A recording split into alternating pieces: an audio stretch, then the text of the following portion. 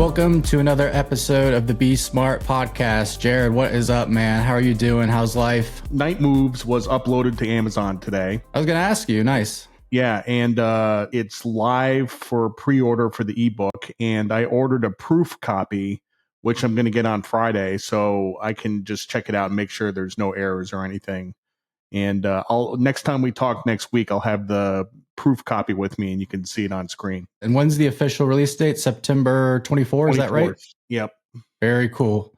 Yeah, I'm going to pick up a physical copy. Not an ebook guy. Yeah, me either. No.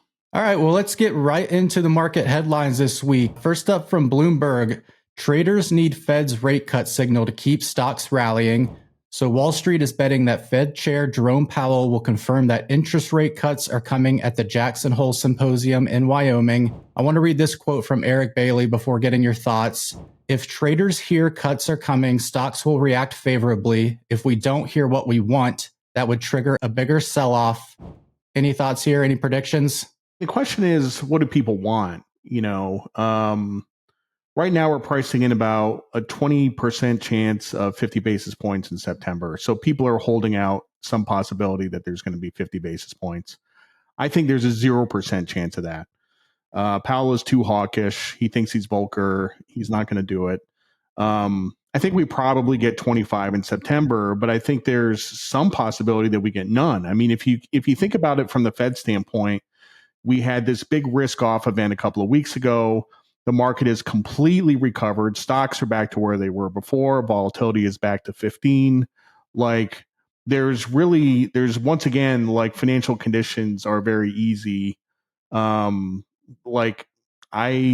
really get the case for a rate cut, but like I said, there's probably going to be 25. And if he signals that it's only going to be 25, that it's going to be a one and done, then I think there's a lot of downside in stocks. So, and just looking at the charts, it looks like it's setting up that way. So, and for our next headline, diving a little further into the VIX from Barron's, how the stock market went from complacency to violent volatility and back again. So focusing on the VIX, the SIBO Volatility Index has returned to more normal levels in the mid-teens after spiking above 65 during the peak of the panic earlier this month. In fact, the VIX had its largest 8-day drop ever from August 5th through the 15th. Jared, I mean, this didn't take long. How unusual is it to see such a quick market turnaround? And what do you make of the VIX plummeting from 65 to about 15? There's no precedent for it. It's never happened before. I mean, usually when you get the VIX to some panic level, like say above 40, it takes 3 to 6 months for it to return back to normal levels. This happened in, like you said, 8 days. I've never seen anything like it, which I think indicates to me that risk appetite is off the charts. People, when I say people, I mean average people with 401ks and stuff like that. The reflex to buy the dip is stronger than ever. I'm sure, I haven't looked at any data about flows or anything, but I'm sure there were tens of billions of inflows into the market after we had that mini crash. So it's, risk appetite remains off the charts. It kind of reminds me, the metaphor for this is Ocean's 13. Have you seen Ocean's 13? I'm not sure if I saw that one. I saw Ocean's 11, but that was way back in the day. I don't know if I've seen 13. Ocean's 13, they have this big underground drill and they're hammering at Al Pacino's casino. Okay, I have seen that. Yeah, so what they're trying to do is get everybody to leave the casino. So they hit it and everything shakes and people look around and then they go back to gambling and they're hit it harder. And then they start really hitting it. So that's kind of the metaphor for what's going on. We hit it with the drill, everything shook, people, and everybody went back to gambling. You got to hit it harder to get a real risk off event. Next headline from CNN, and I have to bring this one up. Harris's plan to stop price gouging could create more problems than it solves. Food prices have surged by more than 20% under the Biden-Harris administration, leaving many voters eager to stretch their dollars further at the grocery store. On Friday, August 16th, Vice President Kamala Harris says she has a solution, a federal ban on price gouging across the food industry. So as she puts it, my plan will include new penalties for companies that exploit crises and break the rules, and we will support smaller food businesses that are trying to play by the rules and get ahead. Jared, your thoughts on this? This isn't really new. Back when Obama was president, over his 2 terms, he had 17 separate investigations into price gouging in the oil industry, and all of them turned up nothing. Right? Like, basically the inflation, the cause of the inflation is the government, right? So really, like, she should look at the government for the cause. I don't. The thing that I'm kind of struggling with is she's talking about investigating into price gouging, which doesn't exist. A lot of people are interpreting this as like price controls on food, like caps on, milk and bread and eggs and stuff like that. I don't think she's explicitly mentioned price controls, although it's really just a hop, skip, and a jump from one to the other.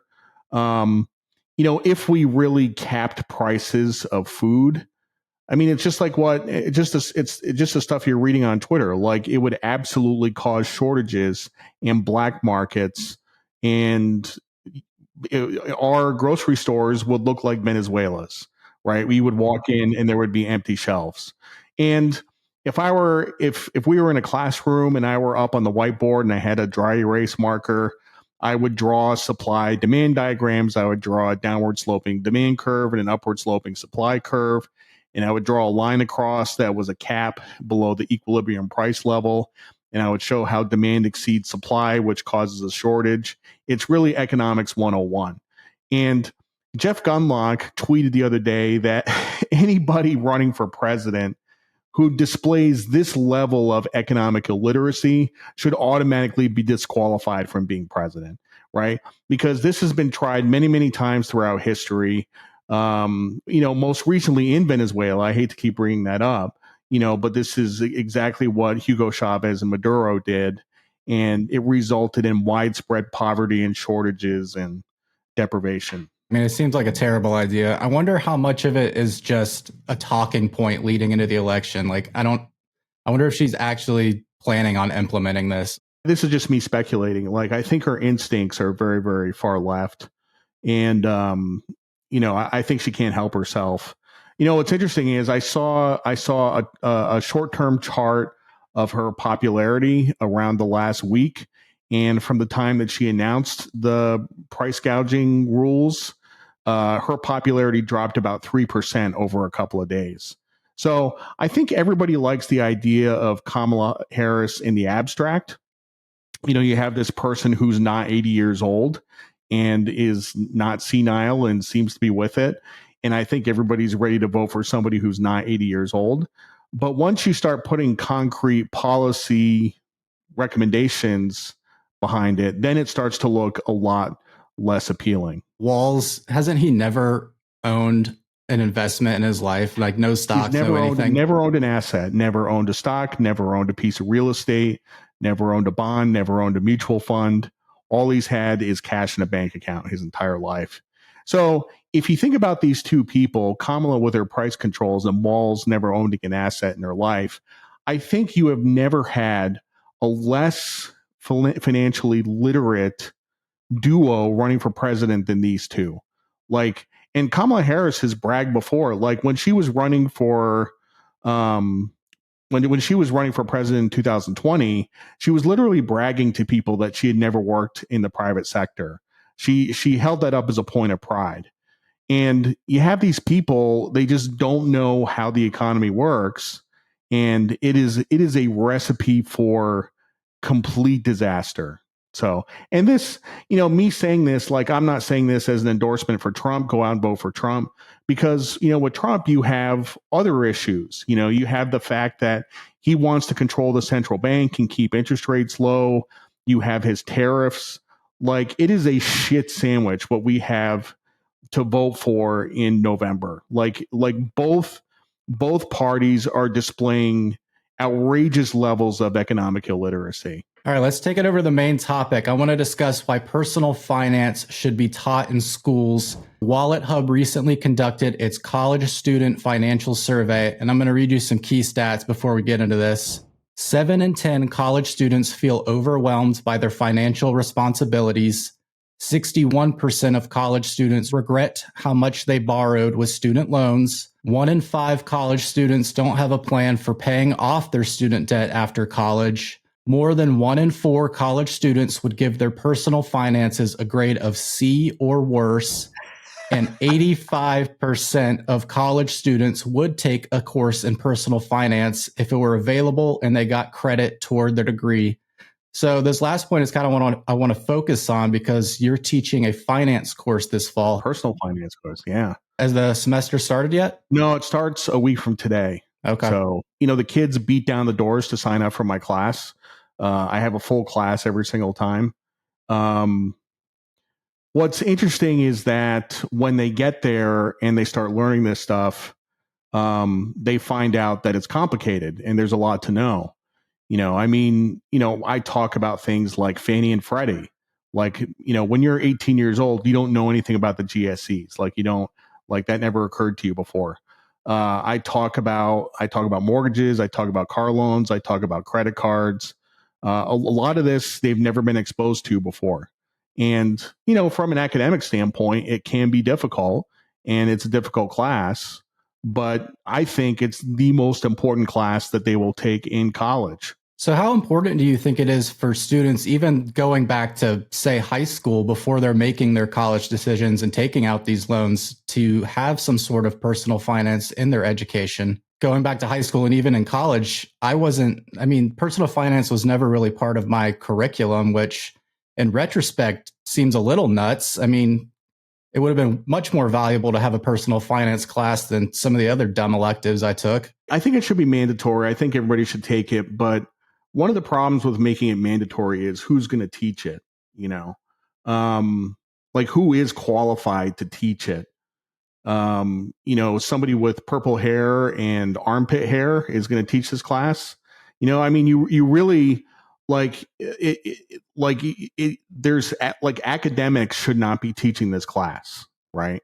And that's not anything against academics, but their financial lives tend to be very simple, right?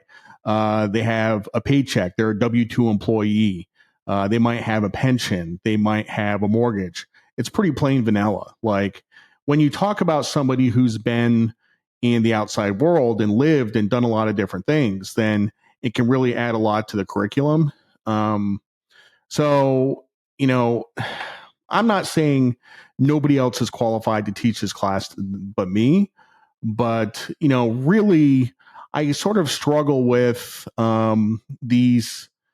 South Carolina recently made it mandatory for all high school seniors to take a personal finance class. And I'm like, I guess that's a good thing. But once again, who is going to teach it and what are they going to learn? And are people going to learn the wrong things? Are you going to have a teacher or a professor who is like teaching that price controls on food are good? Right? Seriously, that's a real question, So I think its usefulness depends on who is teaching it. It sounds like it's probably realistically not feasible to even teach it at the high school level in terms of having somebody qualified to do it. I think high school is a little bit young for it anyway. I do. Really? Because at that point, kids don't have credit cards generally. They may or may not have bank accounts. The idea of a mortgage is so far off in the future. It's really hard to teach it to somebody who's 16. Somebody who's 19 who has a credit card and kind of understands how stuff works, it makes a little more sense. Where would you say somebody should begin their personal finance education, whether they're in college or they're just removed for it and they have no idea what they're doing? I mean, you're using No Worries as a textbook. Is something as simple as that a good place to start? That is the best place to start. Honestly, for any college freshman who is not, there's no personal finance class offered or they don't want to take it or whatever, give No Worries as a gift to any 18-year-old, have them read it. I know many 18-year-olds have read it. It's a life-changing book. So yeah, I highly recommend it. Yeah. I mean, for the price of a book, what is it? $20 or so? Yeah. You don't have to take any sort of crazy finance boot camps or anything.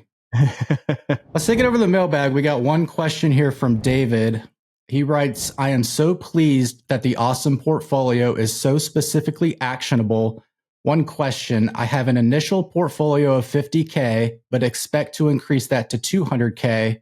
Do you recommend I do that over a period of time? Generally, as a rule, you should always average into positions. Okay.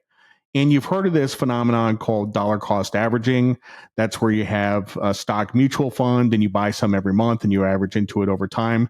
The reason you do that is to prevent you from investing at the wrong time, investing the whole thing at a disadvantageous price. And then it moves against you and you experience regret.